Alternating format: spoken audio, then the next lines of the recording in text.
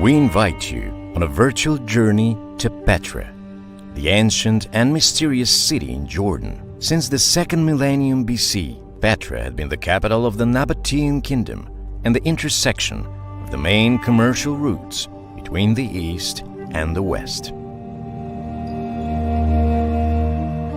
Here we are, in front of Al-Hazna Mausoleum that was built by one of the Nabatean kings for himself.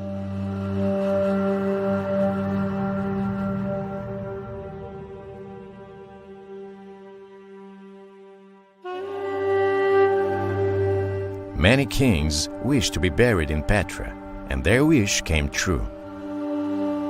We are approaching one of the royal tombs, the Urn Tomb. In the 5th century, this mausoleum was turned into a church.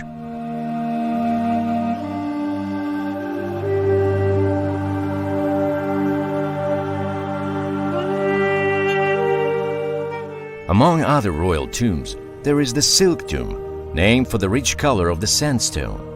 The Corinthian and the Palace tombs that were built at the end of the Nabatean period in the 1st century AD.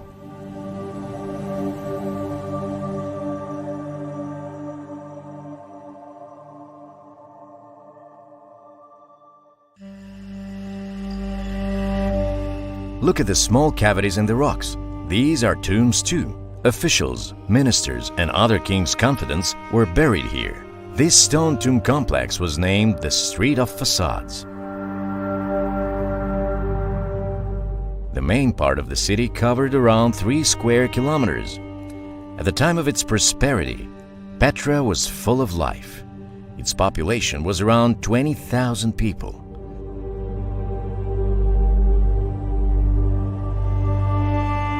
Now we are approaching the majestic amphitheater.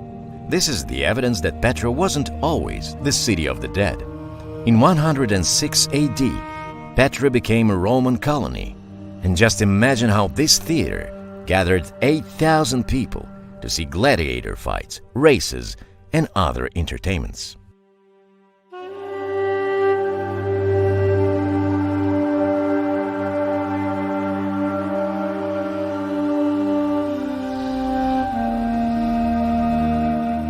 To save the water in this dry area, people carved canals right in the cliffs.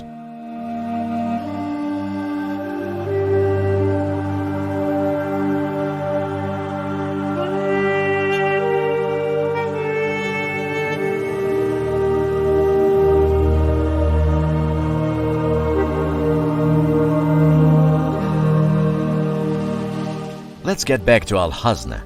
It is also called treasury for a reason. According to a legend, the treasure of the Egyptian pharaoh is hidden here.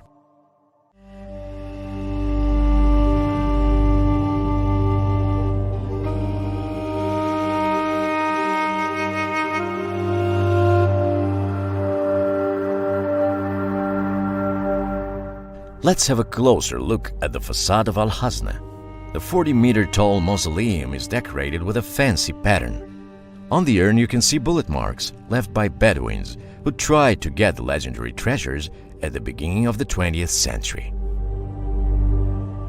To reach Petra, one has to walk through the long Sig Gorge, and for 2,000 years this route has not changed.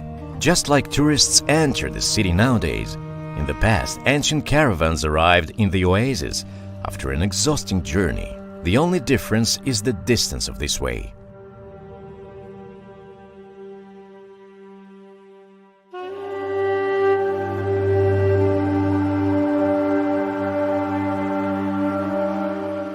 The modern visitor is brought to the gorge by a car, while thousands of years ago, the transportation was camels. Only they could cross the Arabian desert to enter the Nabatean capital, one of the most powerful states of that time, that was created by an Arab nomadic tribe, the Nabateans.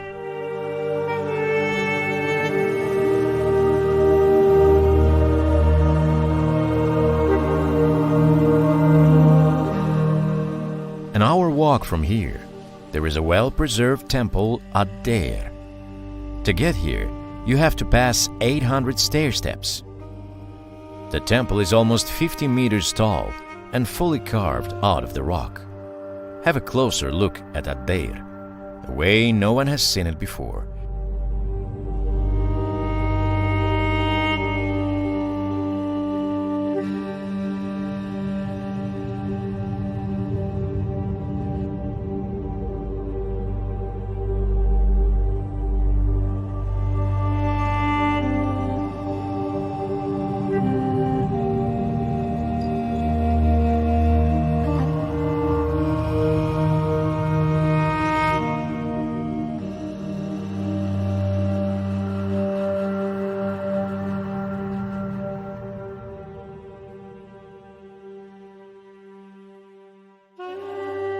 No tombs were found in the temple, so historians consider it to be the place for solemn gatherings.